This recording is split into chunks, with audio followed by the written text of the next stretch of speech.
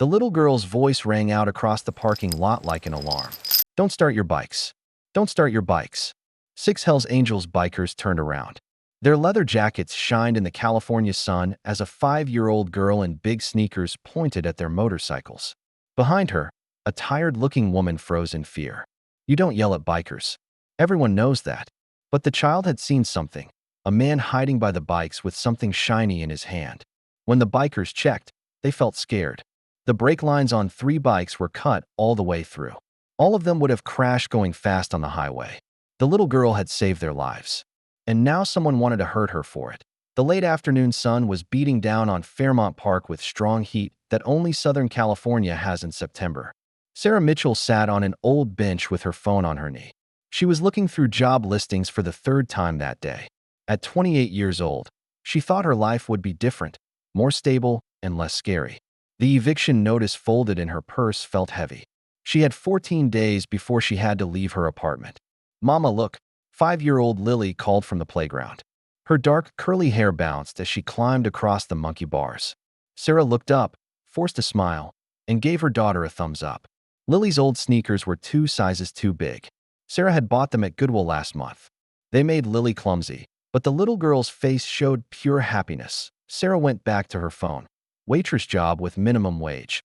Warehouse worker for night shift. Store worker for part-time hours. Nothing that would pay for rent and daycare. Nothing that would help them after her ex-husband left them 18 months ago, taking their savings and leaving behind a mountain of debt in her name. The loud sound of motorcycles broke through her thoughts. Sarah's head snapped up. 6 bikes rolled into the parking lot next to the park. Their chrome parts caught the sunlight like mirrors. Even from far away, she could see the patches on the riders' leather vests, skull designs, and wings. The words she couldn't read, but she knew meant trouble. Hell's Angels. Sarah's heart beat fast.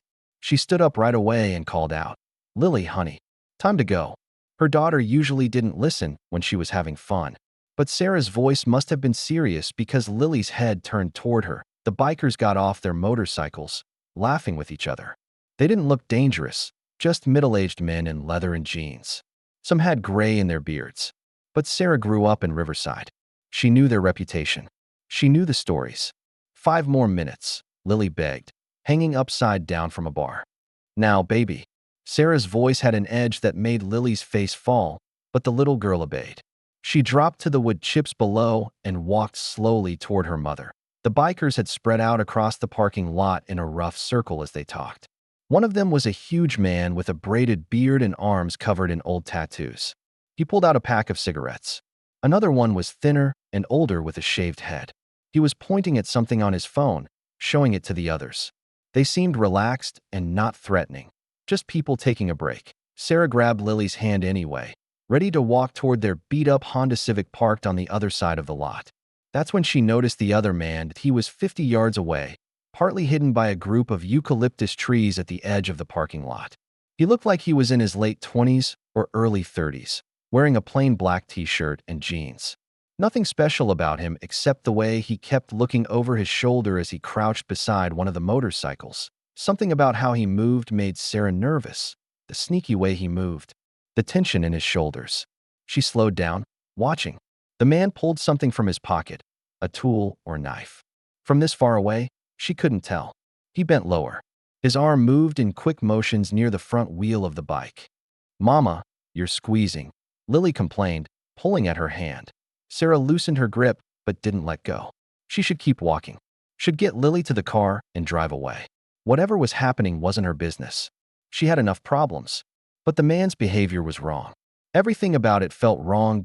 He straightened suddenly, looked around again, then moved to the next motorcycle in line. Same crouch, same sneaky look, same quick movements. "Lily," Sarah whispered, pulling her daughter closer. "Stay right beside me, okay?" "Why? What's wrong?" "Nothing, baby. Just stay close." They were next to the bikers now, maybe 30 feet away. The group was still deep in their conversation, completely unaware of the man working his way down the line of their bikes. Sarah's mind raced. Should she yell a warning? What if she was wrong? What if he was a friend doing repairs? But friends didn't move like that. Friends didn't keep checking over their shoulders like criminals. The man finished with the second bike and moved to a third. This time Sarah saw the flash of metal in his hand. A cutting tool of some kind, maybe wire cutters. Her breath caught. This wasn't repair work. This was sabotage. Lily suddenly pulled free from her grip and started running. Not away, but toward the bikers. Sarah's stomach dropped. Lily, no. But her daughter was already at the edge of the parking lot, her small voice calling out clearly, "Don't start your bikes. Don't start your bikes." The bikers turned as one. 6 pairs of eyes focused on the tiny girl in the big sneakers. The huge bearded man took a step forward. His expression changed from surprise to something softer. "Hey there, little one. What's that now?" Sarah ran after her daughter, her heart beating so hard she thought it might break a rib. She reached Lily and pulled her back, saying, "I'm sorry." She didn't mean to. "There's a bad man," Lily interrupted, pointing past the bikers toward the eucalyptus trees. "He's cutting your bikes. I saw him. He's doing bad things." The bikers' expressions changed instantly. The softness disappeared, replaced by something harder and more dangerous. The bald man moved first, his eyes following Lily's pointing finger. "Where?" "By the trees," Sarah heard herself say, her voice steadier than she felt. "There was a man, dark hair, black shirt. He was crouched by your bikes with some kind of cutting tool. He worked on at least 3 of them." The bearded giant was already moving, his huge body covering ground fast. 2 others followed, spreading out as they got close to the motorcycles. The man by the trees must have seen them coming because suddenly he was running, sprinting toward the far end of the parking lot where a gray sedan sat with its engine running. "Check the bikes," the bald man shouted. "Marcus, Chase, get the license plates on that car." 2 bikers ran toward the street as the sedan squealed out of the parking lot. The others gathered around the motorcycles, dropping to their knees to look at them. Sarah held Lily against her legs, unsure whether to run or stay frozen. The bearded giant stood up from the first bike, his face dark with anger. "Brake lines." He cut the brake lines. He moved to the second bike. "This one too." Then the third. "Jesus Christ." All 3. The bald man came towards Sarah and Lily slowly, his hands where they could see them and not threatening. But his eyes were intense, the kind of intensity that came from years of spotting threats and calculating risks. "Ma'am, I need you to tell me exactly what you saw." "Everything." Sarah swallowed hard. Lily pressed against her mother's side, suddenly aware that her brave action had thrust them into something much bigger than a playground afternoon. I saw him crouch by your bikes about 5 minutes ago. He had something in his hand that looked like wire cutters or something similar. He was looking around, checking if anyone was watching. He went to 3 bikes, maybe 4. Worked fast, maybe 30 seconds on each one. Did you see his face clearly?" "Not clearly." "Mid-20s to early 30s. Dark hair, short, clean-shaven. Average build. Nothing special." The man nodded slowly, taking it in. Then he looked at Lily, and something in his expression became gentler. He crouched down to her level, making himself smaller and less scary. "You're a very brave little girl. What's your name?" "Lily," she whispered. "Lily? That's a pretty name." "I'm Hank." He held out a huge scarred hand. Lily looked up at Sarah, who gave a tiny nod. Lily shook his hand with both of hers. "You saved lives today, Lily. Do you understand that?" "If we'd started those bikes without knowing the brakes were cut." He didn't finish the sentence. But Sarah's imagination filled in the blanks. High-speed crashes, bodies sliding across the road. Death. "I just saw the bad man," Lily said softly. "Mama always says to tell the truth about bad things." Hank's weathered face broke into a real smile. "Your mama's a smart woman." He stood up, focusing on Sarah again. "We owe you both big time. You don't owe us anything." Anyone would have." "No." Another biker interrupted, joining them. This one was younger, maybe mid-30s, with smart eyes and a scar running through his left eyebrow. "Most people would have walked away. Didn't want to get involved. You stayed." Your daughter spoke up. "That's not nothing." Sarah's hands were shaking, probably from the adrenaline crash. "We should go." You have things to handle." "Did you get the plates?" Hank called to the 2 bikers jogging back from the street. "Partial," one answered. "Gray Nissan Altima. California plates started with 7K something. Headed east on Van Buren." Hank pulled out his phone, already dialing. "Yeah, it's me. We got a situation at Fairmont Park. Someone cut brake lines on 3 bikes. Need you to run a partial plate." He moved away, his voice dropping. "Will they want to meet me too?" Razor's expression grew thoughtful as he considered his next words. Tommy, my brothers have a code. When someone saves one of us, especially the way you saved me, that's something we never forget, ever. The secure phone in Razor's hospital room buzzed with the special ringtone that meant brotherhood business. Despite his injuries, he answered on the first ring. Razor here. Marcus, we heard you were dead. The gruff voice belonged to Steele Murphy, president of the Michigan chapter. What in the world happened out there? Razor shifted carefully in his hospital bed, still feeling the pain of broken ribs and the pull of stitches. Serpents jumped me on the way back from Detroit. 3 of them. Baseball bats and chains. Left me for dead in the woods. We'll handle this, brother. Nobody touches one of ours without consequences. Steele, wait. That's not why I'm calling. Razor's voice carried an unusual note that made his chapter president pause. I need you to listen to what I'm about to tell you because it's going to sound impossible. I'm listening. An 8-year-old kid found me chained to that tree. Kid named Tommy Peterson. He could have run, could have pretended he never saw me, but instead he stayed, gave me water, called 911, sat with me until the paramedics came. Silence stretched across the encrypted connection before Steele's voice returned, quieter now. A kid? An actual kid, 8 years old, Steele. Fearless as they come. This boy saw a dying Riders Club member and didn't hesitate for a second to help. Where is this kid now? Safe at home with his family. Good people, Steele. The kind of people who raise kids with real courage. Razor paused, choosing his next words carefully. This needs to go up the chain. All the way up. Steele understood immediately. In the hierarchy of the Riders Club Brotherhood, certain events went beyond local chapter politics. A civilian risking their life to save a member was the kind of story that demanded recognition from the highest levels of the organization. I'll make the calls. What do you want to happen here, Razor? The kid deserves to know what he did matters. What it means in our world when someone shows that kind of courage. Within hours, Razor's story had traveled through encrypted channels across 5 states. Chapter presidents from Ohio to Illinois received the same impossible tale. A child had saved one of their own, expecting nothing in return except the satisfaction of doing what was right. In Detroit, chapter president Big Mike Torino listened to the story while carefully cleaning his motorcycle in the club garage.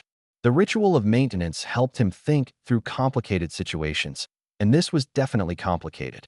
You sure about this, Steele? He asked into his secure phone. Kid's really 8 years old. Razor doesn't lie about things like this.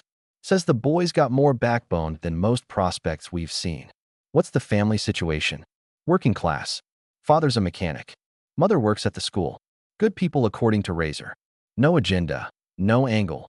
Just did what he thought was right. In Milwaukee, chapter president Thunder Jackson was having a similar conversation with his vice president. When's the last time you heard of a civilian, especially a kid, going out of their way to help one of us? Never, came the honest reply. Most people cross the street when they see our colors coming. Exactly.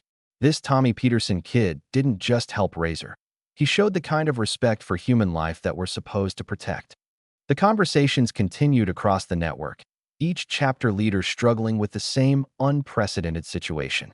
Children were cherished in Riders Club culture. Anyone who harmed a child faced the Brotherhood's most severe judgment. But a child who risked his own safety to save a member? That was uncharted territory. In Chicago, the regional president made the decision that would change everything. Put out the word, he told his communications officer. Every chapter within 500 miles needs to hear this story and start making calls about availability for next weekend. What are you thinking, boss?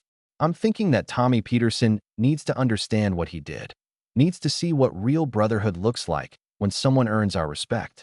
Back in the Michigan hospital, Razor's phone buzzed again. This time, the caller ID showed a number he recognized but had never expected to see on his personal device. Marcus McKenzie. The voice carried the authority of decades in the Brotherhood. Yes, sir. This is Thunder. I've been hearing stories about a young man named Tommy Peterson. Stories that make me think we need to pay this family a visit. What's your condition? I'll be released tomorrow, sir. Ready for duty. Good, because we're going to show this boy what happens when someone shows real courage in our world. How does 2,000 bikes sound to you, brother? Razor felt his heart rate spike, and it had nothing to do with his injuries. Sir, you heard me. 2,000. Every chapter from here to the Colorado line wants to meet the kid who saved one of ours. Think his family can handle that kind of attention? Razor thought about Tommy's fearless approach to a Chained Riders Club member, his absolute refusal to abandon someone in need.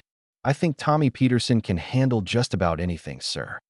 The Old Bones Tavern in downtown Detroit had seen plenty of Riders Club meetings over the decades, but nothing quite like this one. Chapter presidents from Michigan, Ohio, Indiana, Illinois, and Wisconsin sat around a scratched wooden table that had witnessed countless Brotherhood decisions. The ancient wooden gavel lay in the center, its handle worn smooth by generations of hands that had wielded it during the most important votes in club history. Thunder Jackson, the regional president, called the meeting to order with 3 sharp raps of the gavel. The sound echoed through the smoky room, commanding immediate silence from the assembled leaders. "Brothers, we're here to discuss something that's never happened before in our history," Thunder began, his gravelly voice carrying the weight of 30 years in the Brotherhood. "A civilian, an 8-year-old boy, risked his life to save one of our own. The question before us today is simple. How do we honor that courage?" Steele Murphy, representing the Michigan chapter where the incident occurred, stood first. "Brothers, I've known Razor McKenzie for 15 years. He's never asked for anything, never exaggerated a story, never put his own interests above the club's. When he tells me this kid, Tommy Peterson, showed more guts than most grown men, I believe him completely." Murmurs of agreement rippled around the table. Razor's reputation for honesty was unquestioned among the leadership. Big Mike Torino from Detroit leaned forward, his huge frame making the chair creak. "I've been in this Brotherhood for 27 years. I've seen courage. I've seen cowardice. And I've seen everything in between. But an 8-year-old walking up to a Chained Riders Club member and offering water? That's not just courage, brothers. That's pure heart. The question is," interjected Carlos Rivera from the Toledo chapter, "what kind of message does this send?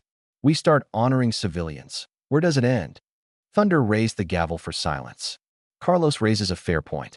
"Let's be clear about what we're discussing here. This isn't about giving patches to every good person who helps a broken-down biker. This is about recognizing something unprecedented, a child who saw one of us dying and chose compassion over fear." Bear Thompson from Milwaukee stood slowly, his weathered face reflecting years of hard decisions. "My grandson is Tommy Peterson's age. If I asked that boy what he'd do if he found a Riders Club member chained in the woods, you know what he'd say? He'd say he'd run home and tell his mama. And that would be the smart thing to do. But Tommy Peterson didn't do the smart thing. He did the right thing." The room fell silent as Bear's words sank in. The difference between smart and right resonated with men who'd built their lives around a code that valued loyalty above safety. "I propose," Bear continued, "that we show this boy what real brotherhood looks like, not to scare him, not to scare his family, but to demonstrate that courage gets recognized in our world, that doing right by one of us means something." Snake Williams from the Indiana chapter, known for his conservative approach to club business, surprised everyone by standing in support. "Brothers, we spend a lot of time talking about how civilians don't understand us, how they judge us by our colors instead of our character. Well, here's a kid who saw past all that, saw a human being who needed help and gave it without hesitation. If we don't honor that, what does it say about who we really are?" Thunder called for discussion, and the debate that followed revealed the depth of feeling Tommy's story had generated throughout the Brotherhood. Some worried about drawing unwanted attention from law enforcement. Others questioned whether an 8-year-old could truly understand the significance of such recognition. But as the hours passed, a consensus emerged. Tommy Peterson had done something extraordinary, and extraordinary actions deserved extraordinary recognition. All in favor of organizing a tribute ride to honor Tommy Peterson. Thunder called, raising the gavel. Every hand in the room went up without hesitation. Motion carries unanimously. The gavel fell with finality. "Now let's talk logistics. How many chapters can we get for this?" Steele pulled out a notebook filled with phone numbers. "I've been making preliminary calls. Every chapter within 500 miles wants in. We're looking at potentially 2,000 riders. 2,000. Thunder repeated slowly, understanding the magnitude of what they were proposing. "This kid earned it," Big Mike said simply. Tommy Peterson showed our brotherhood the kind of respect we've been waiting our whole lives to receive from the outside world. Time we showed him what that respect means to us. The gavel fell one final time, sealing a decision that would change everything for a small boy who'd simply done what he thought was right. The hand-drawn route maps spread across Thunder Jackson's kitchen table looked like a military operation. Red lines traced highways from 5 different states, all coming together at the small town of Cedar Falls, Michigan. Numbers written beside each route showed chapter strength. Detroit, 180 riders. Milwaukee, 95 riders. Toledo, 67 riders. The logistics of moving 2,000 motorcycles across state lines required coordination that would have impressed the Pentagon. Thunder's phone hadn't stopped ringing for 3 days. Chapter presidents from as far away as Colorado were calling, wanting to be part of what everyone was calling the Tommy Peterson ride. The story of the 8-year-old boy who'd saved Razor had spread through the brotherhood like wildfire, capturing imaginations and stirring emotions in men who'd thought they'd seen everything. "Boss, we got a problem," announced Diesel Martinez, the logistics coordinator, as he hung up from another call. "Michigan State Police are mobilizing their entire tactical unit. They think we're planning some kind of invasion." Thunder studied the map, understanding the law enforcement perspective. 2,000 Riders Club members coming together in a town of 3,500 people would look threatening to anyone who didn't understand the purpose. "Get me Sheriff Williams from Calhoun County. He's dealt with us before. Knows we're not looking for trouble."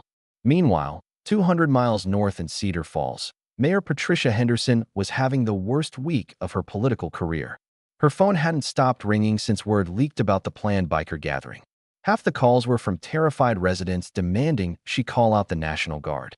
The other half were from media outlets wanting to cover what they were calling the largest Riders Club gathering in Midwest history. "Madam Mayor," her assistant announced nervously, "there's an FBI agent here to see you." Special Agent Sarah Chun entered the mayor's office carrying a thick folder and wearing the expression of someone who'd rather be anywhere else. "Mayor Henderson, I'm here about the planned motorcycle gathering scheduled for this weekend." "Agent Chun, I want to be clear that the city has not authorized any gathering. We only learned about this through unofficial channels. That's what concerns us. When Riders Club chapters organize without going through proper permits, it usually means they're planning something that wouldn't get approved through normal channels." Agent Chin opened her folder, revealing surveillance photos and intelligence reports. "We're tracking motorcycle movements from Illinois, Indiana, Ohio, Wisconsin, and Michigan. Conservative estimates put the gathering at 1,800 to 2,000 riders. That's 3 times larger than any previous Riders Club event in this region." Mayor Henderson studied the photos showing groups of leather-clad bikers at gas stations and truck stops, all heading toward her quiet town. "What do you recommend? Honestly, we can only hope they are truly here for whatever innocent purpose they claim, because we don't have the resources to control a riot involving 2,000 bikers." At Cedar Falls Elementary School, Principal Janet Morrison was dealing with a different kind of crisis. Parents had been calling all morning demanding to know if school would be canceled due to the biker invasion. Some wanted their children kept home for safety. Others were threatening to pull their kids from school permanently if the administration didn't take adequate precautions. "Mrs. Morrison," the school secretary announced over the intercom, "Tommy Peterson's mother is here to see you." Sarah Peterson entered the principal's office looking exhausted and overwhelmed. Dark circles under her eyes suggested she hadn't slept much since learning that her son's act of kindness had somehow triggered a massive motorcycle rally. "Sarah, please sit down. How is Tommy handling all this attention? He doesn't really understand what's happening. He keeps asking if his friend Razor is coming to visit like he promised. Tommy has no idea that his simple act of kindness has apparently brought together half the Riders Club in the Midwest." Principal Morrison nodded sympathetically. "We've had 17 parents call this morning demanding we keep their children away from school during the gathering. They're afraid of what? Tommy saved a man's life. These bikers are coming to thank him, not hurt anyone. I know that and you know that. But fear doesn't always listen to logic. Some parents are talking about keeping their kids home indefinitely, maybe even moving to other districts." Sarah Peterson felt anger rising in her chest. Her son had shown pure compassion, had risked his own safety to help a stranger, and somehow that act of goodness was being twisted into something threatening by people who didn't understand. My son did the right thing, she said firmly. If people want to punish him for showing courage and kindness, then maybe this isn't the kind of community we want to raise him in anyway. Back at the Riders Club Coordination Center, Razor McKenzie was reviewing the final route plans despite still recovering from his injuries. The doctor had cleared him for light activity, but organizing the largest tribute ride in Brotherhood history hardly qualified as light activity. His secure phone buzzed with an incoming call from Steele Murphy. Razor, we might have a problem. FBI surveillance teams have been spotted at 3 different staging areas. They're tracking our movements. Expected, Razor replied calmly. 2,000 bikers don't move across state lines without federal attention. Are the boys staying clean? Absolutely. Every chapter president has emphasized this is a peaceful tribute. Anyone carrying illegal weapons or substances gets left behind. We're not giving law enforcement any excuse to turn this into a confrontation. Good. Tommy Peterson deserves better than to have his story overshadowed by unnecessary drama. As the week progressed, the small town of Cedar Falls found itself at the center of a gathering storm that would test everyone's assumptions about courage, brotherhood, and what it truly meant to do the right thing. The police barricade plans covered Chief Robert Dalton's entire desk like a tactical puzzle from hell. 27 years in law enforcement had never prepared him for managing an event of this magnitude. The official documents showed roadblock positions, officer assignments, and emergency protocols designed to contain what everyone feared could become the largest civil disturbance in the county's history. Chief, we've got the state police tactical teams staged at the armory, reported Deputy Martinez, consulting his clipboard. FBI has surveillance units positioned at all major highway access points. They're treating this like a potential domestic terrorism event. Chief Dalton rubbed his temples, feeling the weight of responsibility for a town that had never experienced anything more dramatic than high school football rivalries. What's the latest count on incoming bikers? Intelligence estimates 1,900 to 2,200 riders coming from 12 different states. Some chapters are coming from as far as Texas and North Carolina after hearing about the Tommy Peterson story. The irony wasn't lost on Chief Dalton. A story about an 8-year-old's kindness had brought together law enforcement resources typically reserved for natural disasters or terrorist threats.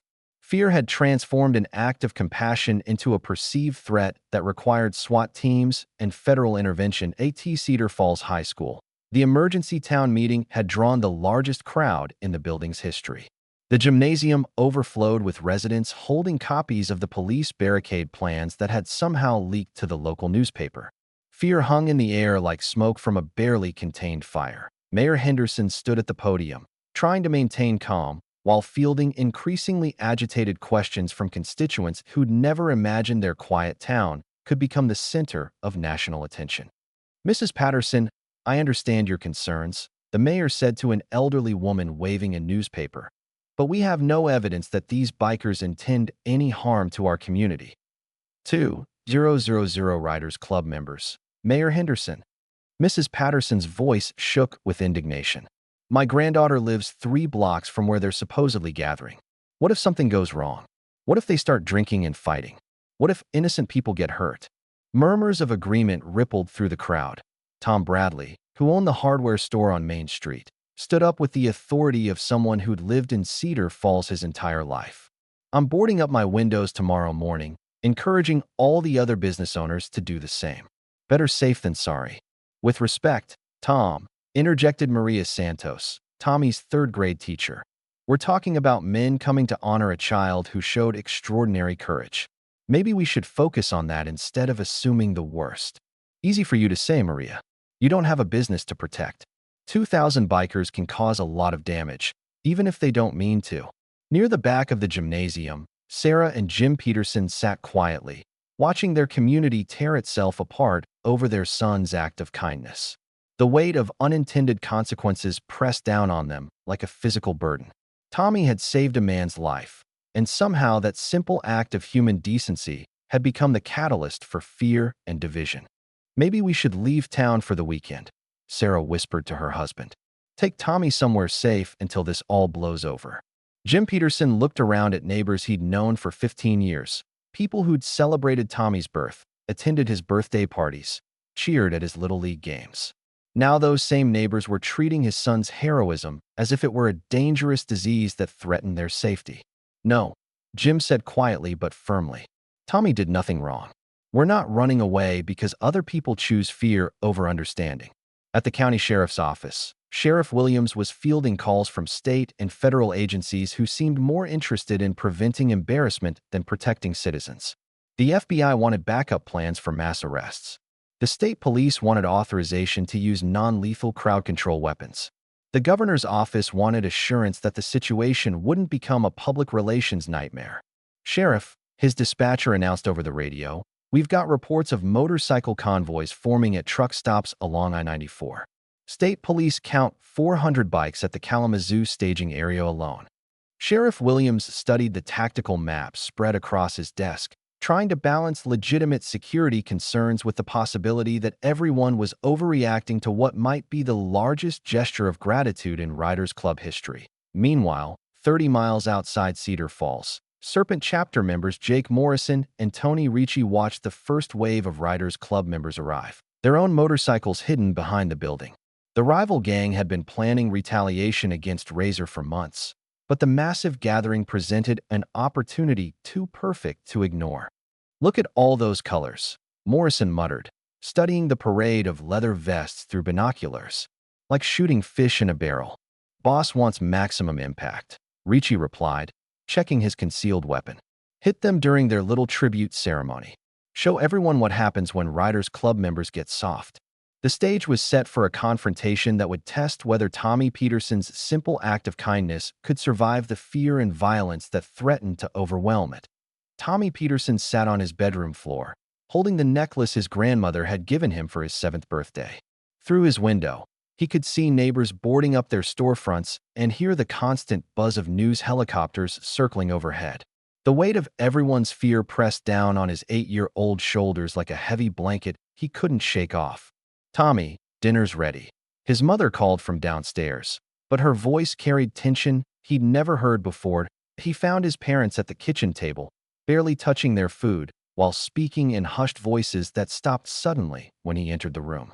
The silence felt different from their usual comfortable dinner conversations, loaded with worries they thought he was too young to understand. "Mom, why is everyone so scared?" Tommy asked, sliding into his chair. "I thought people would be happy that Mr. Razor's friends want to say thank you."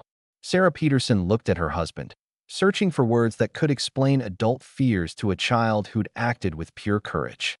"Honey, sometimes when big groups of people come together, other people worry that something bad might happen. But they're coming to say thank you to me. That's good, right?" Jim Peterson reached across the table and took his son's small hand in his calloused mechanic's fingers. "What you did for Mr. Razor was very good, Tommy.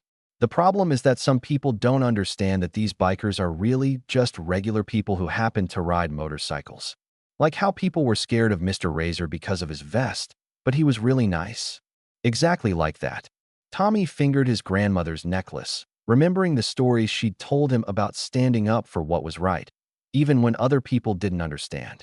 Grandma Rose had lived through the civil rights movement, had taught him that courage meant doing the right thing, especially when it was difficult. "Grandma Rose always says that being scared is okay, but letting fear stop you from being kind isn't okay," Tommy said quietly. "She says that's how bad things happen in the world." Sarah felt tears prick her eyes as her 8-year-old son spoke wisdom that many adults struggled to grasp. "Grandma Rose is very smart. I want to meet them," Tommy announced with the sudden decisiveness that had led him to approach a chained Riders Club member in the first place. "I want to meet Mr. Razor's friends and thank them for coming." "Tommy," his father said carefully, "there are going to be almost 2,000 bikers here. That's a lot of people. Some folks think it might be dangerous. But you don't think so, right, Dad? You think they're good people like Mr. Razor?" Jim Peterson looked at his son's earnest face, seeing the same fearless compassion that had saved a stranger's life. "I think anyone who travels hundreds of miles just to thank a little boy for showing kindness is probably good people. Yes. Then I want to meet them. I want to tell them that what they're doing is really nice. And I want to ask them not to scare people in our town." Sarah and Jim exchanged glances, recognizing their son's determination. This was the same resolve that had kept him in those woods with Razor until help arrived. the same courage that had led him to offer water to a dying stranger without considering his own safety. "Tommy," his mother said gently, "if we let you meet them, you have to promise to stay close to us at all times. And if we say it's time to leave, we leave immediately. Deal?" "Deal." Tommy agreed, then paused thoughtfully. "Mom, can I write them a letter? Like to tell them I'm excited to meet them, but also to ask them to be extra nice to everyone in town." "That's a wonderful idea, sweetheart." Tommy climbed down from his chair and ran to his room, returning with his school notebook and a pencil. He sat at the kitchen table, tongue poking out in concentration as he carefully formed each letter. "Dear Writers Club," he wrote in his careful 8-year-old handwriting. "Thank you for coming to visit me. I'm very excited to meet you and say thank you for being so nice about me helping Mr. Razor. I hope you will like our town. Some people are scared because they don't know you yet, but I told them you are good people like Mr. Razor. Please be extra nice to everyone so they can see that bikers are just regular people who help each other. I can't wait to meet you. Your friend, Tommy Peterson." He folded the letter carefully and handed it to his father. "Can you make sure they get this before they come to town?" Jim Peterson read the letter and felt his heart swell with pride and worry in equal measure. His son's innocent faith in human goodness was both beautiful and terrifying in a world that often rewarded cynicism over compassion. "I'll make sure they get it, son. I promise." Outside, the first distant rumble of motorcycle engines could be heard on the horizon, growing steadily louder as 2,000 riders began their final approach to a small town that would never be the same. The first rumble began at 5:47 a.m., a distant thunder that rolled across the sleeping town of Cedar Falls like an approaching storm. By dawn, the sound had grown into a continuous roar that seemed to shake the very foundations of every building on Main Street. The lead rider's flag, a respected banner showing an eagle holding lightning bolts, cut through the morning mist as the first wave of Riders Club members crested the hill overlooking the town. Thunder Jackson rode in front, the honor flag attached to his bike streaming behind him as nearly 300 motorcycles followed in perfect formation. The sight was both magnificent and terrifying, a river of chrome and leather flowing down the main highway like something from another world. Behind curtained windows, residents peered out at the spectacle with mixtures of awe and fear. Mrs. Patterson watched from her kitchen window, counting motorcycles until she lost track somewhere around the 200 mark. The sound was unlike anything she'd ever experienced, not chaotic or aggressive, but organized and purposeful, like a military parade conducted on two wheels at the police station. Chief Dalton monitored radio chatter as his officers reported from various checkpoints around town. "Chief, this is Unit 7 at the north entrance. First group just passed through. No incidents, no violations. They're actually following traffic laws better than most Sunday drivers." "Copy that, Unit 7. All units, maintain position but do not interfere unless there's an actual violation." The irony wasn't lost on Chief Dalton. He'd prepared for chaos and violence, but what he was witnessing looked more like a precision demonstration than a biker invasion. Every rider wore a helmet, maintained proper spacing, and signaled lane changes with military precision to the designated gathering area, a large field on the outskirts of town that Thunder had secured with the landowner's permission. The bikers began arranging themselves in orderly rows. Chapter banners were unfurled and planted in assigned positions: Detroit, Milwaukee, Chicago, Toledo, Indianapolis. Each group took pride in their presentation, understanding that they represented not just themselves, but the entire Brotherhood's reputation. Tommy Peterson pressed his face against his bedroom window, watching the incredible procession with wide-eyed wonder. He'd never seen so many motorcycles in one place. Never imagined that his simple act of kindness could bring together so many people from so far away. "Dad, look," he called excitedly. They all came. They really all came just to say thank you. Jim Peterson joined his son at the window, equally amazed by the scope of the gathering. The field that had been empty yesterday morning now looked like a small city of motorcycles and leather-clad figures. American flags flew alongside chapter banners, and the organization was impressive. Clearly, these men had experience managing large gatherings. "Tommy," his father said quietly, "I think we're about to witness something that's never happened before." At the field, Razor McKenzie climbed carefully off his motorcycle, still feeling the effects of his injuries but determined not to miss this historic moment. His chapter brothers gathered around him, their expressions mixing pride and anticipation as they prepared to meet the boy who'd become a legend in their world. "Razor, you sure the kid's family is okay with all this?" asked Steele Murphy, surveying the massive gathering. "This is a lot more attention than most 8-year-olds are used to." "Tommy Peterson isn't most 8-year-olds," Razor replied, checking his phone for messages from the boy's father. "Trust me, brother. This kid can handle more than you think." News crews began setting up equipment along the edge of the field, their cameras capturing images that would soon appear on television screens across the country. The story of Tommy Peterson and the Riders Club had captured national attention, transforming a local act of kindness into a symbol of something larger, proof that courage and compassion could bridge any divide. Reporter Janet Moss adjusted her microphone as she prepared for a live broadcast. This is Janet Moss reporting from Cedar Falls, Michigan, where nearly 2,000 Riders Club bikers have gathered to honor 8-year-old Tommy Peterson, the boy who saved the life of one of their members. What we're witnessing here appears to be the largest peaceful gathering in Riders Club history, all triggered by a child's simple act of courage.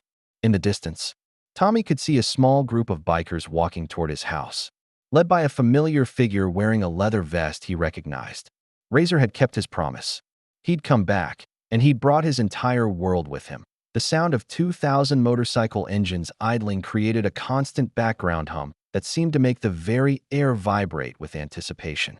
Cedar Falls had awakened to find itself at the center of something unprecedented, a gathering that would challenge every assumption about fear, courage, and the power of simple human kindness. The knock on the Peterson family's front door came at exactly 9:02 a.m., gentle but firm. Tommy raced to answer it, his parents close behind, and found Razor standing on their porch alongside 3 other Riders Club members who looked like they could bench press small cars. Despite their scary size, all 4 men had removed their sunglasses and stood with respectful posture that reminded Jim Peterson of soldiers at attention. "Mr. and Mrs. Peterson," Razor said formally, "I'd like you to meet some of my brothers. This is Thunder Jackson, our regional president. Steele Murphy, my chapter president. And this is Bear Thompson from Milwaukee." Each man stepped forward to shake hands with Tommy's parents. Their grips firm but careful, their voices quiet and respectful. Thunder Jackson, despite his nickname and fearsome appearance, spoke with the measured tone of someone accustomed to diplomacy. "Mr. Peterson, we want to thank you for raising a son with the kind of courage most grown men never show. What Tommy did for our brother Razor is something we'll never forget. He just did what any decent person should do," Jim replied, though he felt oddly proud hearing his son's actions described in such reverent terms. "No, sir," Bear Thompson interjected gently. "Most people, decent or not, would have walked away. Fear makes people do that, and there's no shame in it. But your boy didn't walk away. He stayed. He helped. He showed the kind of heart that this world needs more of." Tommy stepped out from behind his parents, looking up at the 4 massive bikers without a trace of fear. "Mr. Razor, you look much better than when you were chained to that tree." Razor smiled, kneeling down to Tommy's eye level. "I feel much better too, thanks to you. Tommy, I want to show you something very special." He reached into his vest and pulled out a small purple ribbon attached to a bronze star. "This is a medal. Soldiers get it when they're wounded fighting for their country." Tommy's eyes widened as he examined the medal. "Were you a soldier, Mr. Razor?" "I was. Army Rangers. And I want you to know that what you did in those woods took more courage than anything I ever did in the military. You saved my life, Tommy, and that makes you a hero in my book."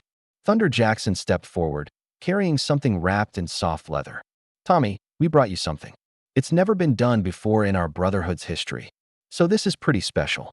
He unwrapped the package to reveal a small leather jacket, clearly handmade with intricate stitching and careful attention to detail. On the back was embroidered "Honorary Member," and below it, "Courage Beyond Fear." "This jacket was made by some of the finest leather workers in our brotherhood," Thunder explained. "The patches on it are honorary. They mean you've earned our respect and our protection. You're the first person under 18 to ever receive anything like this." Tommy touched the soft leather with careful fingers, understanding instinctively that he was holding something significant. "It's beautiful. Can I put it on?" Of course you can, Steele Murphy said, helping Tommy slip his arms through the sleeves. The jacket fit perfectly, clearly tailored specifically for him. How does it feel? Like armor? Tommy said seriously, then looked up at the assembled bikers. Like brave armor. Sarah Peterson felt tears in her eyes as she watched her son being honored by men who lived by codes of loyalty and brotherhood that most of the world didn't understand. The fear she'd felt about this gathering was dissolving, replaced by recognition that these were fundamentally good men who'd traveled hundreds of miles just to thank an 8-year-old for showing kindness. Tommy, Razor said, we were hoping you'd come down to the field and meet more of our brothers. Only if your parents think it's okay, of course. Can I, Mom? Please. Sarah looked at Jim, who nodded slightly. They'd come this far, and everything they'd witnessed suggested that their son was safer with these bikers than he'd be in most other crowds. Yes, sweetheart. We'll all go together.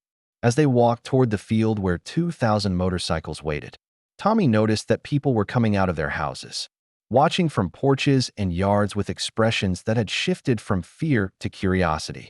The sight of a small boy wearing an honorary Riders Club jacket, walking confidently beside men who'd clearly kill or die to protect him, was transforming the community's understanding of what they were witnessing. Mr. Thunder, Tommy said, looking up at the regional president, I wrote you guys a letter. Did you get it? We did, Tommy. And I want you to know that every single one of our brothers read it. Your words about being kind to your town, that means everything to us. We're going to make sure everyone here understands that Riders Club members know how to respect good people. The field ahead buzzed with anticipation as 2,000 men waited to meet the boy who'd redefined what courage looked like. The town square of Cedar Falls had been transformed into something resembling a medieval ceremony, crossed with a military parade. 2,000 Riders Club members stood in perfect formation, their motorcycles arranged in precise rows behind them, creating a sea of leather and chrome that stretched across the entire field. Chapter banners from 12 states flew proudly in the morning breeze, while at the center of it all, a small wooden platform had been built overnight. Tommy Peterson walked through the corridor of bikers, his new honorary jacket drawing nods of respect from men whose own colors had been earned through years of loyalty and brotherhood. The sight of an 8-year-old boy wearing Riders Club patches should have seemed absurd, but somehow it felt absolutely right to everyone present. Thunder Jackson stepped onto the platform and raised his hand for silence. The murmur of 2,000 voices died instantly, replaced by a quiet so profound that the distant sound of news helicopters seemed deafeningly loud. Brothers, Thunder began, his voice carrying across the field without amplification. We are gathered here today for something that has never happened in our history. We are here to honor courage. We are here to honor loyalty. We are here to honor a young man who saw one of our own dying and chose compassion over fear. A rumble of approval rolled through the assembled crowd, thousands of voices creating a sound like distant thunder. Tommy Peterson, Thunder continued, would you please join me up here?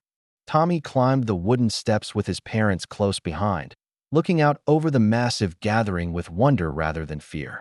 From the platform, he could see the full scope of what his simple act of kindness had created, men from hundreds of miles away, all united by respect for what he'd done. Steele Murphy stepped forward carrying a wooden box carved with intricate Riders Club symbols. Tommy, this box contains patches from every chapter represented here today. Patches that tell the story of our brotherhood, our history, our values.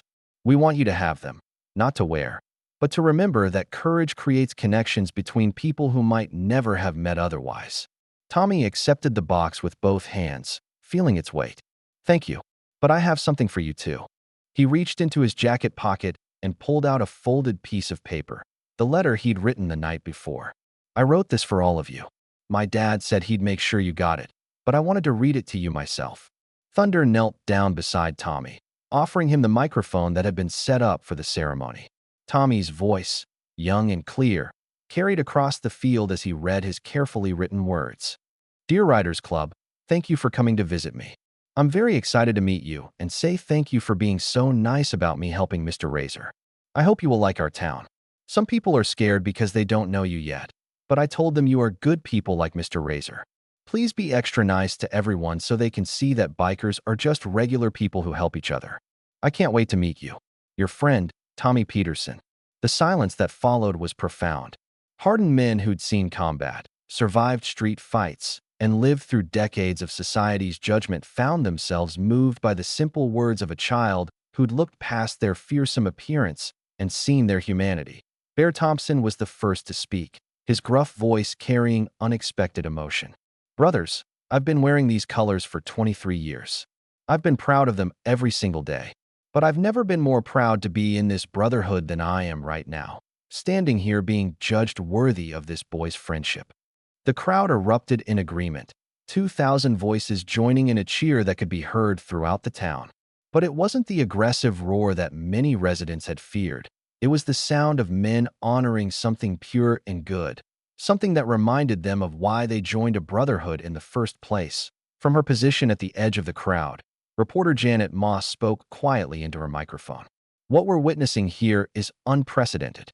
2,000 members of what many consider America's most notorious motorcycle club have gathered not for intimidation or confrontation, but to honor the courage of a single child. The transformation is remarkable. These men came here to pay tribute, and instead they seem to have been transformed by the very innocence they came to celebrate. As the ceremony continued, something magical began happening around the edges of the gathering. Residents of Cedar Falls, drawn by curiosity and Tommy's obvious safety, began approaching the outer ranks of bikers. Conversations started hesitantly, questions about motorcycles, compliments on the organization, expressions of amazement at the peaceful nature of such a massive gathering. Margaret Chun, Tommy's elderly neighbor, surprised everyone by walking directly up to a group of Detroit chapter members. "Excuse me," she said politely, "but I wanted to thank you for coming so far to honor that boy. He's special, and it's nice to see that recognized." The walls of fear and misunderstanding that had separated the community from the bikers began crumbling, replaced by the simple human connection that Tommy had demonstrated was possible when people chose to see past surface appearances to the character beneath. The transformation began with a simple mason jar that Bear Thompson pulled from his motorcycle saddlebag. It was nothing special, a regular canning jar with a handwritten label that read, "For kids who need help." But when he placed it on a table near the ceremony platform, it represented something that would change everything. "Brothers," Bear announced to the assembled crowd, "we came here to honor Tommy Peterson's courage. But I've been thinking, maybe the best way to honor what he did is to help other kids who need it." He pulled a crumpled $20 bill from his wallet and dropped it into the jar with a metallic clink that seemed to echo across the silent field. "Tommy saved one of ours. Maybe we can save some of theirs." The response was immediate and overwhelming. 2,000 Riders Club members began moving toward the table, each man contributing whatever cash he had on hand. Fives, tens, 20s, and hundreds disappeared into the growing collection as the simple mason jar was quickly replaced by larger containers brought from the bikers' gear. Tommy watched in amazement as the pile of money grew. "What's all that for?" Thunder Jackson knelt beside him, his expression serious but gentle. "Tommy, your town has a children's hospital, right? And that hospital needs money to help sick kids get better." "Yeah, my friend Sarah from school had to go there when she broke her leg really bad. Her mom said it was expensive. Well, we thought maybe we could help with that. What do you think?" Tommy's face lit up with understanding. "You want to give money to help sick kids, like I helped Mr. Razor get better?" "Exactly like that." Word of the spontaneous fundraiser spread beyond the Riders Club gathering. Local residents who had been watching from a distance began approaching, initially curious about the activity around the collection table. When they learned what was happening, many reached into their own pockets to contribute. Maria Santos, Tommy's teacher, was among the first townspeople to approach the collection. "This is incredible," she told Steele Murphy as she added her own contribution. "The children's wing at Regional Medical has been struggling with funding for months." "How much do they need?" Steele asked. "Last I heard, they were about $50,000 short of their goal for new pediatric equipment." Steele looked at the growing collection, then at the hundreds of bikers still waiting to contribute. "I think we can do better than that." Dr. Patricia Williams from Cedar Falls Regional Medical arrived within an hour of learning about the fundraiser. She'd initially been skeptical when someone called to tell her that Riders Club members were collecting money for her pediatric ward, but the sight of the massive, organized effort convinced her that this was genuine. Gentlemen, she addressed Thunder and the other chapter presidents. I have to admit, when my nurse called to tell me about this, I thought it was some kind of prank. No prank, Doc, Thunder replied. Tommy here taught us something about helping people who need it. Figured we should pay that lesson forward. Dr. Williams looked at Tommy in his honorary leather jacket, still amazed by the sight of a small boy who'd somehow earned the respect of the most feared motorcycle club in the country.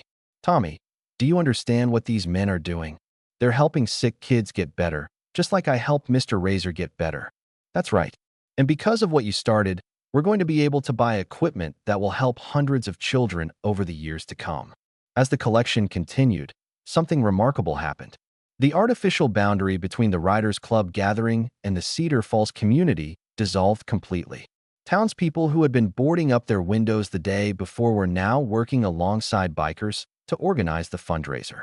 Children who had been kept inside for safety were now playing near the motorcycles, asking questions about engines and chrome, while their parents chatted with men they'd previously crossed streets to avoid. Mrs. Patterson, who had been among the most vocal opponents of the gathering, surprised everyone by approaching Bear Thompson with a plate of homemade cookies. I thought your men might be hungry, she said simply, and I wanted to apologize for judging you before I knew you. Bear accepted the cookies with genuine gratitude. Ma'am, you had every right to be concerned. 2,000 strangers showing up in your town would worry anyone. But I want you to know that your town's Tommy has taught us all something about looking past appearances to see what's really in someone's heart. By afternoon, the collection jar had been replaced by several large boxes, and the total was approaching $75,000. Local businesses began contributing.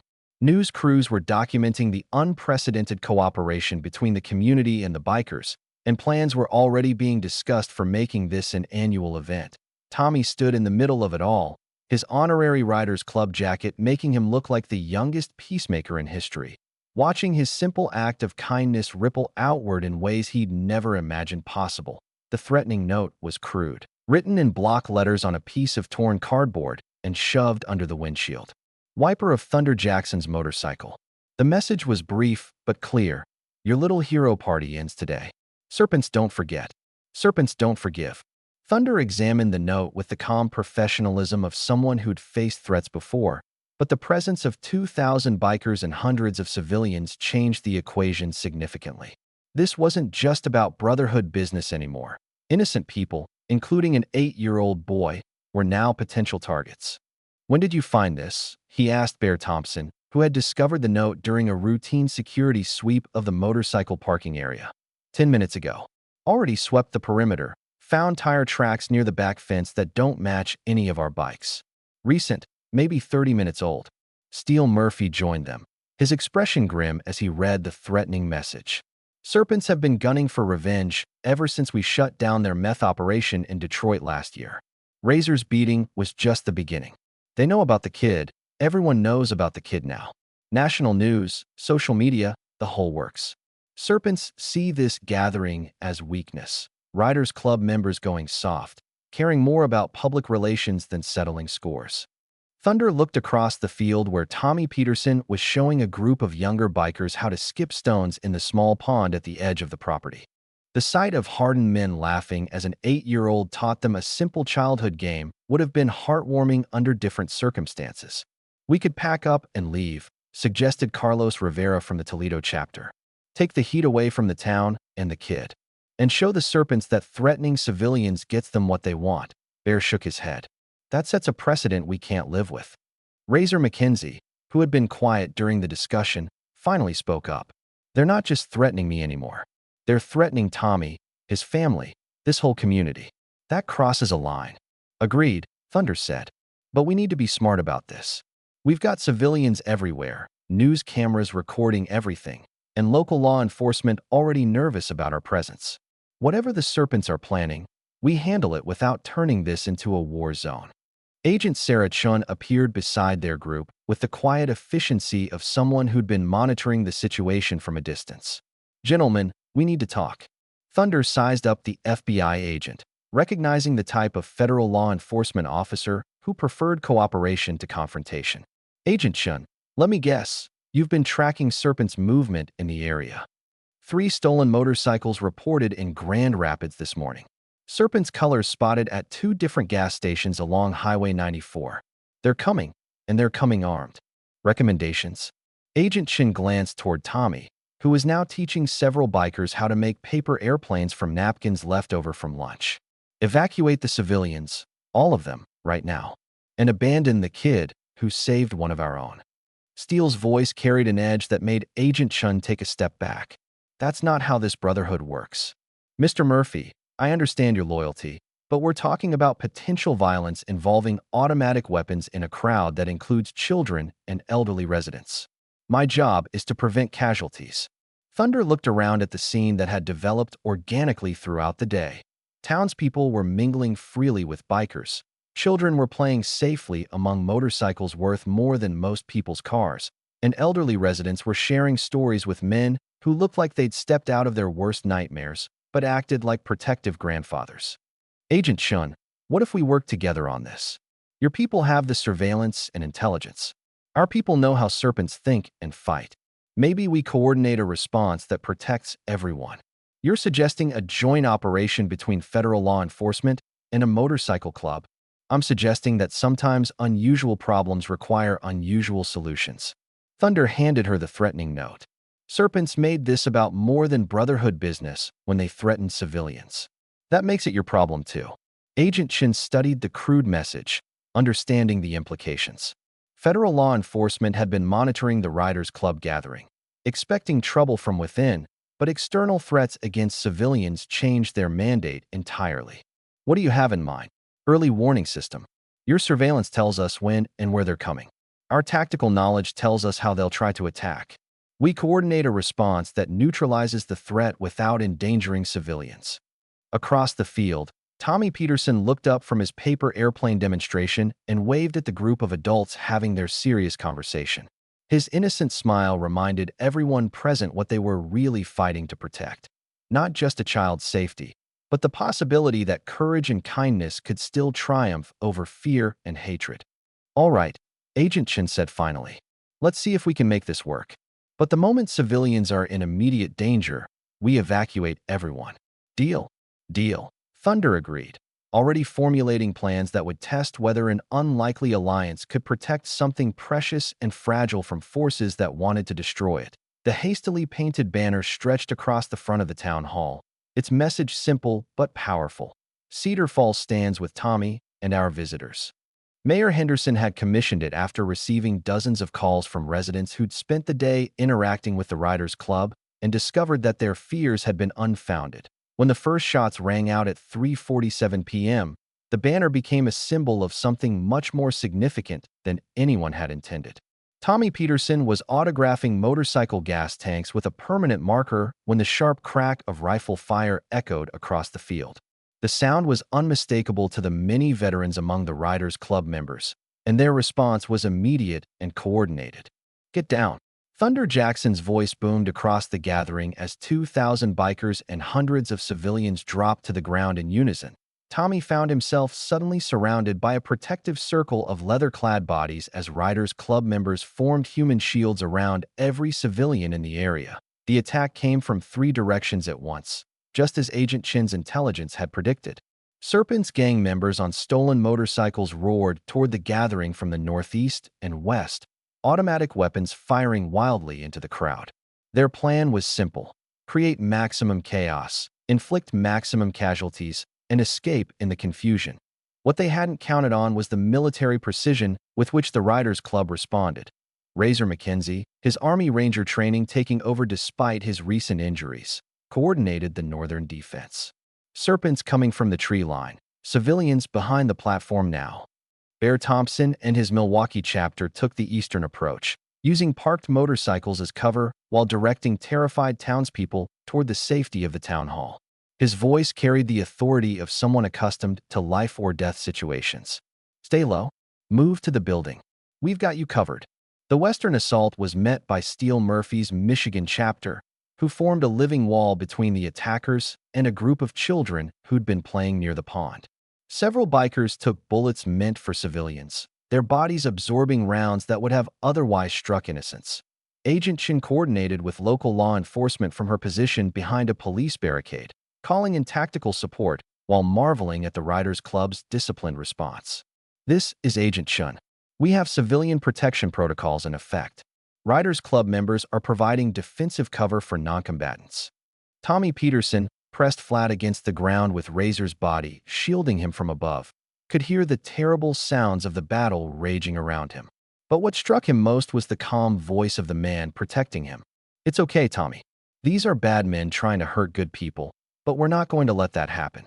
You just stay right where you are, and everything's going to be fine. Are you going to be okay, Mr. Razor?"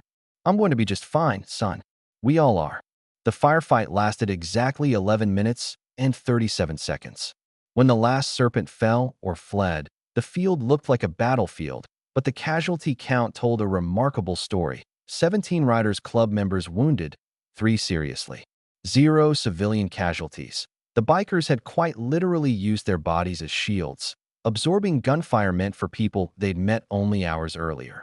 Men whose society labeled as dangerous had risked their lives to protect strangers' children, proving their character in the most fundamental way possible. Dr. Williams arrived with the first ambulance, expecting to find a massacre. Instead, she found wounded Riders Club members refusing treatment until every civilian had been checked for injuries. Bear Thompson, bleeding from a shoulder wound, was helping elderly Mrs. Patterson to her feet and asking if she needed medical attention. "Doctor," Bear said when she tried to examine his wound, "check the kids first. Make sure none of them got hurt." "Sir, you're bleeding severely. You need immediate attention. The kids first, document. Please." Tommy Peterson stood up slowly as the immediate danger passed, looking around at the aftermath of violence that had been intended to destroy something beautiful. Several of his new friends were hurt, bleeding, but still more concerned about his safety than their own injuries. "Why did those bad men want to hurt us?" he asked Razor, who was checking him for any signs of injury. "Because some people think that kindness is weakness, Tommy. They see what happened here today.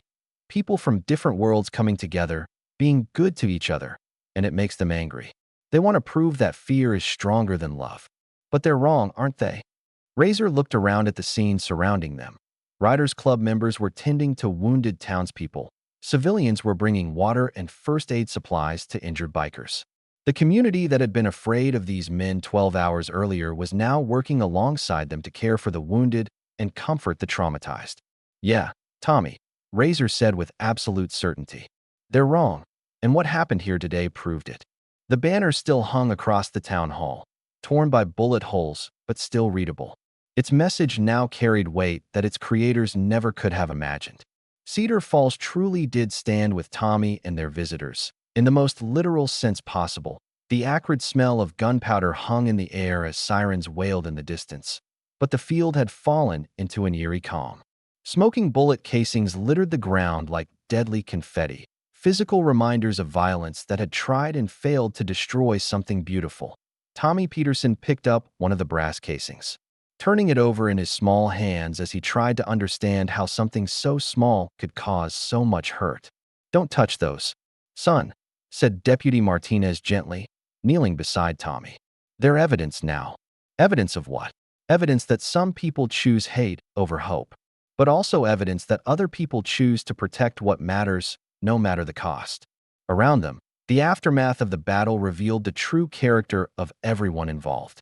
Riders Club members with gunshot wounds sat patiently waiting for medical attention, while townspeople who'd been strangers that morning brought them water, held pressure bandages on their injuries, and offered comfort to men who'd risked their lives for people they barely knew. Bear Thompson sat propped against his motorcycle, his left shoulder wrapped in a makeshift bandage created from a torn Riders Club t-shirt. Blood had soaked through the fabric, but he was more concerned with the elderly woman sitting beside him. "Mrs. Patterson, you sure you're not hurt? That was pretty scary stuff." "I'm fine, dear," she replied, her voice shaky but determined. "But you're not. You took that bullet to protect us, didn't you?" Bear managed a weak smile. "Ma'am, that's what decent people do. They protect folks who can't protect themselves. But we were so afraid of you. We boarded up our windows, called you dangerous. And then when real danger came, you saved us. Fear's natural, Mrs. Patterson. Can't blame people for being scared of what they don't understand." But Tommy there. He nodded toward the boy, who was now helping paramedics carry medical supplies. He showed us all that understanding comes from looking past the surface to see what's really inside. Chief Dalton surveyed the scene with amazement that bordered on disbelief. In 30 years of law enforcement, he'd never witnessed anything like what had just occurred. A massive gunfight had erupted in the middle of his town, and the only casualties were among the men who'd been labeled as the potential threat. Agent Chun. He called to the FBI agent who was coordinating with state police. How many arrests did we make? 14 Serpents members in custody. 3 more in the hospital under guard. We recovered enough weapons and ammunition to supply a small army. They came here planning a massacre. And civilian casualties? 0. Not 1. These Riders Club members literally used their bodies as human shields. I've seen military units with less discipline and coordination.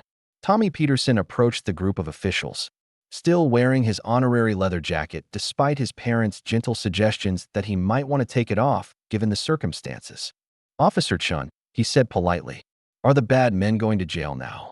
Yes, Tommy. They're going to jail for a very long time. Good. And are my friends going to be okay?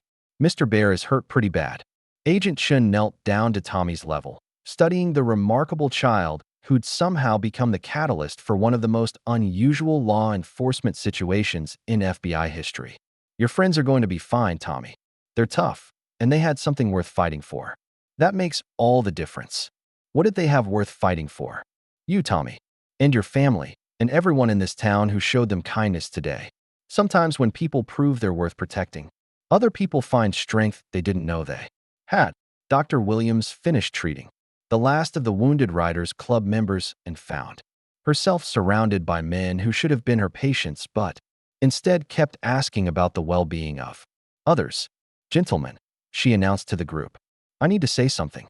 I've been an emergency room doctor for 15 years. I've treated gang violence, domestic abuse, random shootings, and every other kind of human cruelty you can imagine. But what I witnessed here today was the opposite of all that. You men put yourselves in harm's way to protect people you didn't even know. That's not criminal behavior. That's heroic behavior. Thunder Jackson, sporting a bandaged arm and several butterfly stitches on his forehead, stepped forward to address the crowd of civilians and law enforcement officers who'd gathered. Folks, today was supposed to be about honoring a brave kid who saved one of our own. Instead, it became about proving that courage isn't about the colors you wear or the group you belong to. It's about the choices you make when everything's on the line. He looked directly at Tommy Peterson, who was standing hand in hand with his parents, somehow looking even smaller in his oversized honorary jacket. Tommy, you started something here that nobody could have predicted. Your simple act of kindness brought together people who thought they had nothing in common. And when evil tried to destroy what you built, good people of all kinds stood up to protect it.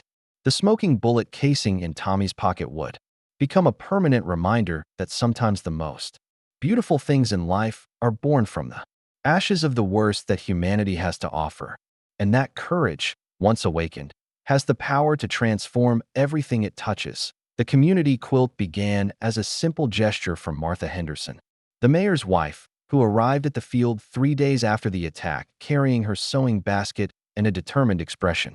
She'd spent sleepless nights thinking about how to honor what had happened, how to create something lasting that would commemorate the day when strangers became family through shared courage. I want to make something that tells this story, she announced to the small group of Riders Club members who were still in town, helping with cleanup and recovery efforts. Something that shows how different pieces can come together to create something beautiful and strong. Bear Thompson, his arm still in a sling from the bullet wound he'd taken protecting civilians, looked skeptically at the collection of fabric patches Martha had spread across a picnic table. Ma'am, I appreciate the thought, but I'm not much of a sewing man. You don't have to be, Martha replied with the patience of someone who'd spent decades organizing community projects.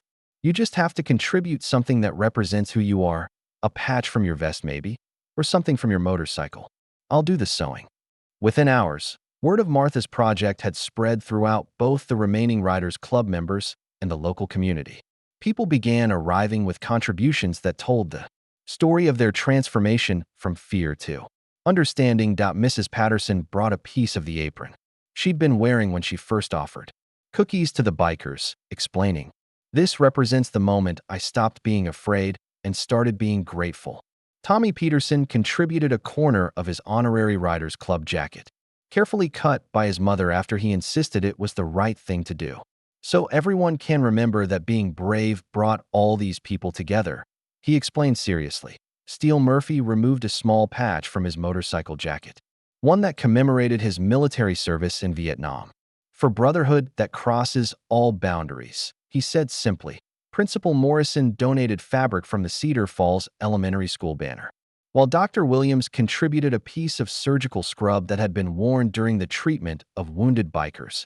Agent Chun, surprising everyone, offered a corner of the FBI windbreaker she'd worn during the crisis, saying, "For cooperation that proved impossible things are possible."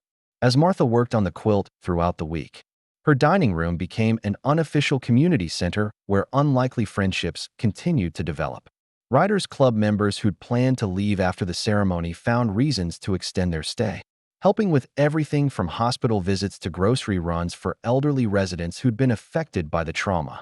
Razor McKenzie spent his afternoons reading to children at the elementary school, his scary appearance forgotten as kids gathered around to hear stories about courage and kindness. His presence had initially concerned some parents, but Tommy Peterson's enthusiastic endorsement and the children's obvious comfort with him soon won over even the most skeptical adults. "Mr. Razor," asked 6-year-old Emma Martinez during one of his reading sessions, "were you really chained to a tree like in a fairy tale?" "I was, Emma. But the important part isn't that I was in trouble. The important part is that someone came to help me when I needed it most. Like how the bikers helped us when the bad men came." Exactly like that.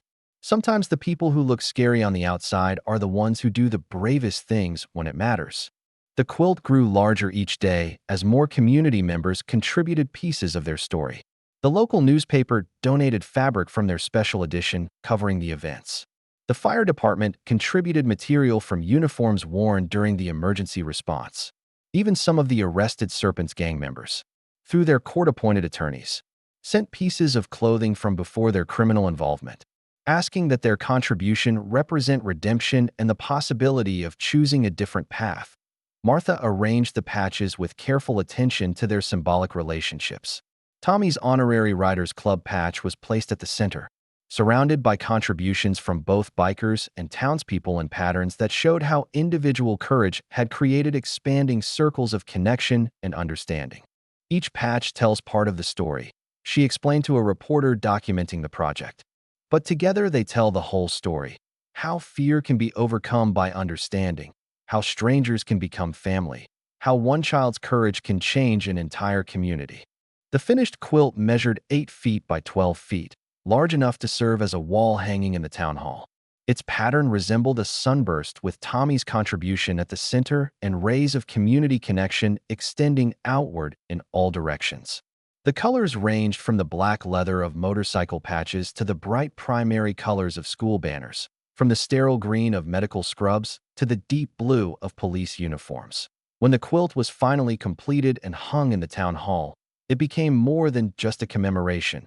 It became a promise, a visual reminder that the bonds formed through shared courage were permanent, that the lessons learned about looking beyond appearances to see character were not forgotten, and that the community of Cedar Falls had been forever changed by an 8-year-old boy's simple decision to help a stranger in need.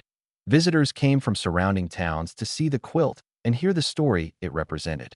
Each viewing renewed the community's commitment to the values it symbolized: courage, compassion, and the understanding that real strength comes from protecting those who need protection, regardless of how different they might appear on the surface.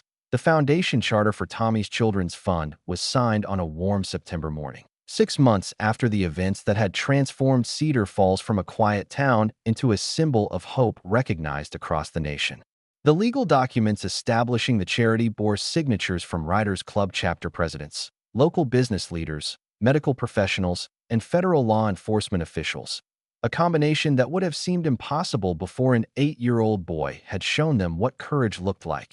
Tommy Peterson, now 9 years old and wearing a suit that made him look uncomfortably formal, sat at the conference table in Mayor Henderson's office, carefully writing his name on the charter with the same concentration he'd once used to write letters to the Writers' Club. "This is really official, isn't it?" he asked Thunder Jackson, who sat beside him wearing what appeared to be the first business suit he'd owned in decades. "Very official, Tommy. This means that the money we raised, and all the money that keeps coming in from people who heard your story, will help sick kids for years and years to come." The fund had grown far beyond anyone's expectations. What began as a spontaneous collection in a mason jar had evolved into a national phenomenon, with donations arriving from across the country and even internationally. Motorcycle clubs that had never worked with charities before were organizing benefit rides.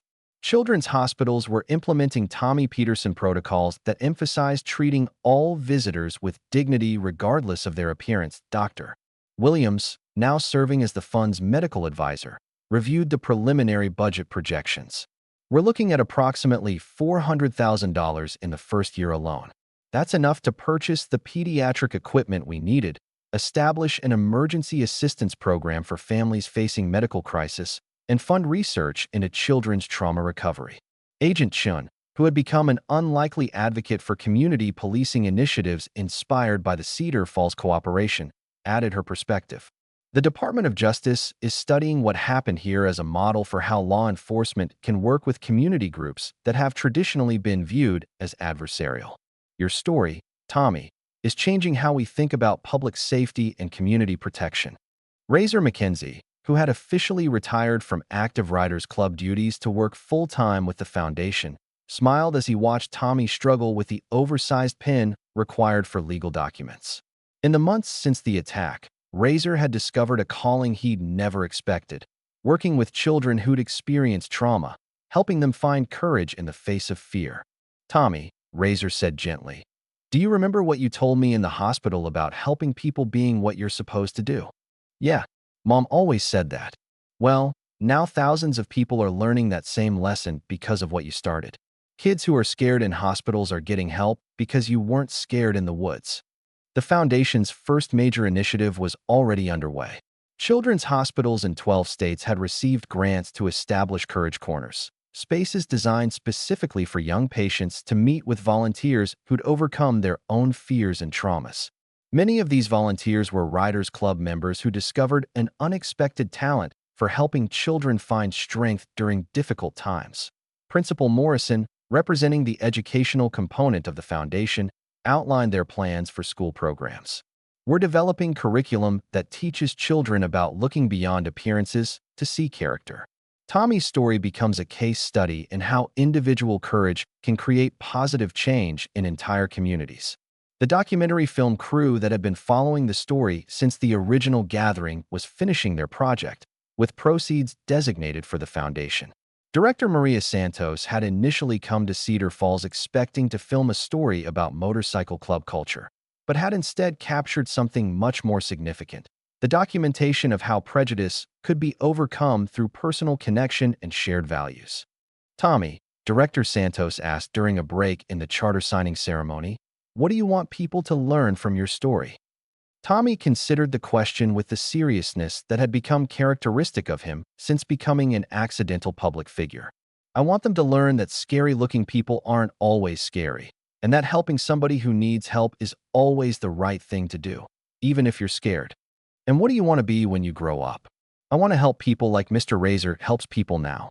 I want to show kids that being brave doesn't mean you're not scared. It means you do the right thing even when you are scared."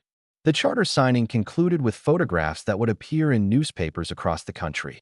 Images of a 9-year-old boy surrounded by Writers' Club members, FBI agents, doctors, teachers, and community leaders, all united by their commitment to turning one child's courage into lasting help for other children. As the official ceremony ended and adults began discussing implementation details, Tommy slipped outside to the town square where the community quilt was visible through the town hall windows. The fabric patches that told the story of his friendship with Razor and the transformation of his community served as a daily reminder that extraordinary things could grow from simple acts of kindness. Bear Thompson found him there, his motorcycle parked nearby as he prepared to return to Milwaukee after another extended visit to Cedar Falls. "Proud of you, kid," Bear said simply. You started something that's going to help a lot of people. Mr. Bear, Tommy asked, do you think people will remember this story when I'm grown up? Tommy, I think people will be telling this story long after we're all gone. Stories about courage and kindness. Those are the ones that last forever. The Foundation Charter represented more than legal documentation. It was proof that individual acts of courage could create institutional change, that temporary moments of bravery could become permanent forces for good in the world. The time capsule ceremony took place exactly 1 year after Tommy Peterson had first heard groaning in the Michigan woods and followed the sound toward a Chained Riders Club member who would change his life forever. The small metal container buried beneath the oak tree, where a memorial plaque now marked the spot of Razor's rescue, held items that told the complete story of how a single act of courage had transformed an entire community. Tommy, now 9 years old and more confident in his role as an accidental symbol of hope, carefully placed the final item into the capsule, the original metal canteen that had carried the water he'd offered to a dying stranger. The dented aluminum surface bore scratches from that day in the woods, but it had become perhaps the most important artifact in the collection. Someday, maybe 50 years from now, someone will open this and wonder how all these different things fit together, Tommy said to the assembled crowd that included many familiar faces from that incredible weekend 12 months earlier. Razor McKenzie, standing beside the boy who'd saved his life and inadvertently launched a career in youth counseling, added his own contribution to the time capsule. A photograph of himself in military uniform alongside a more recent picture of him reading to children at the hospital. For whoever finds this, these photos show what I was before Tommy found me and what I became because he found me. Thunder Jackson, whose regional presidency had evolved to include community outreach programs inspired by the Cedar Falls model, placed a folded Riders Club banner into the capsule. This represents brotherhood that expanded beyond our own members to include anyone willing to show courage and kindness. Mayor Henderson contributed the original police barricade plans alongside newspaper clippings documenting how the feared biker invasion had become an annual celebration of community unity. To show how fear can be transformed into understanding when people choose to see past surface appearances. The annual Tommy Day celebration had drawn visitors from across the Midwest. Families with children who'd been helped by the foundation came to meet the boy whose story had funded their medical care. Riders Club chapters that had never visited Michigan before made the pilgrimage to Cedar Falls part of their regular riding calendar. Law enforcement agencies sent representatives to study the community policing model that had emerged from the cooperation between federal agents and motorcycle club members. Agent Chun, now leading a Justice Department initiative on community partnerships, sealed her contribution to the time capsule. Copies of policy documents that had been rewritten based on lessons learned during the crisis. For future law enforcement officers, proof that unusual partnerships can produce extraordinary results when everyone focuses on protecting what matters. Dr. Williams added medical records documenting the lives saved and improved through foundation funding, along with letters from children who'd found courage during their hospital stays by hearing Tommy's story. To remind future doctors that healing involves more than medicine, it requires hope. And hope often comes from unexpected sources. The community quilt, now permanently displayed in the town hall, served as backdrop for the ceremony. Its patches had faded slightly over the year, but the stories they represented had only grown stronger through retelling. School children gave tours to visitors, explaining how each piece represented someone who'd chosen courage over fear during those transformative days. Tommy Peterson, the shy 8-year-old who'd become an internationally recognized symbol of childhood courage, stepped forward to address the crowd for the final time before the time capsule was sealed. A year ago, I was just picking up pine cones for my mom's art project. I heard someone who needed help, and I helped him because that's what you're supposed to do. I didn't know it would turn into all this. He gestured toward the crowd of hundreds gathered around the memorial site. But I learned something important. When you do the right thing, even when you're scared, it makes other people want to do right things too. Mr. Razor taught me that courage spreads from person to person, like ripples in a pond. And all these people here today are proof that those ripples can travel really, really far. He paused, looking around at faces that included Riders Club members, FBI agents, doctors, teachers, and families who'd traveled hundreds of miles to be part of this anniversary. I hope whoever opens this time capsule someday will learn that regular people can do extraordinary things just by being kind to each other. And I hope they'll remember that being different on the outside doesn't matter if you're good on the inside.